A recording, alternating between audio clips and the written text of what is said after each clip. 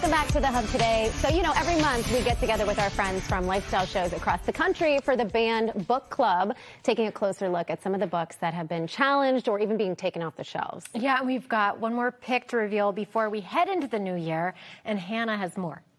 All right, so the temps are dropping, and it's the perfect time to cozy up with some hot cocoa and a good book. And today is the day that we learn what our Banned Book Club book is for December. And joining us from Chicago today, the OGs of the Banned Book Club, Courtney Hall and Matt Rodriguez. Hey, guys. Hello. Hi. Oh, geez. Jinx. Does that mean we're old? Hi, Anna. No, it's a compliment. It's a compliment. And then we're saying hello to our friend Amber Pfister over in California. Hey, Amber. Hello, everyone. So happy to be here.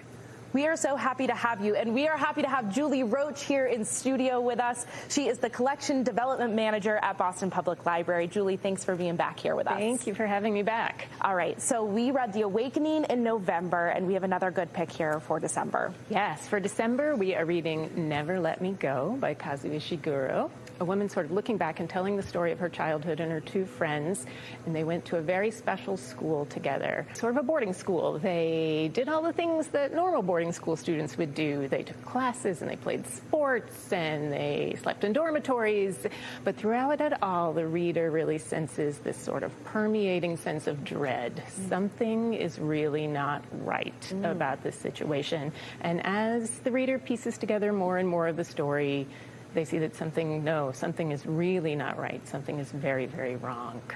I won't spoil it anymore from there. A lot of layers to this book.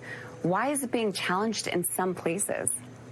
Yeah, it's interesting. The American Library Association's Office of Intellectual Freedom say that the reasons cited are sexually explicit content. I can't actually remember any sexually explicit content in this book. It's also interesting, the last time it was challenged was in 2023. Last year, it was one title in a list of 600 that were sent to schools in Orange County, Florida. So it's a trend, right, to sort of send big lists of titles to be removed as opposed to one challenge at a time.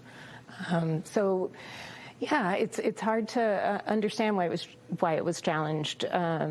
The reasoning cited seems so benign, but it is a book about societal control, and that's something that I think can be uncomfortable for people. People can struggle with that. Yeah. And is that common that books are banned or challenged by the dozens or hundreds? It is now. More recently is in the past few years. So that's why we're seeing many titles challenged in sort of one go in certain school districts or in certain areas. Yeah, it's funny, a book about societal control and sort of book challenging is a means of societal control. This book asks big questions like what it means to be human, which I'm still figuring out. Yeah. We're working on that. We're definitely working on that. How do you recommend someone read this book? Is there a way you'd approach it? Well, this book is really interesting. I think even today when I was walking down the street with this book, strangers will approach you if they've read it and want to talk to you about it. It begs for conversation. Everyone sort of reads it from their own perspective and takes something a little different from it. And so I think it's a great one to read as a book discussion, to read with friends. There are lots of really thought-provoking questions. There's lots of sort of, it's a dystopian book. There are lots of sort of disturbing futures that could be ahead. So it's a great one to read slowly and really think about and process with your friends. Well, that's interesting, right? Is to read it slowly. I think often we feel that we're just turn the pages and keep going through a book. But the beautiful thing about a book club and reading it is allowing yourself time to process and to have those conversations as you're going, right? Yeah. All those different perspectives that people bring to it are going to expand your reading and make it stronger and more and deeper. You might look at the second half of the book different than you looked at the first. Might, yes. All right, you guys, Never Let Me Go is our pick for this month. You can read along with us by picking up a copy at your local library. Then at the end of the month, join us for a discussion on the American Library Association's Facebook page. Julie, thank you for being here today. And guys, remember, free people read freely.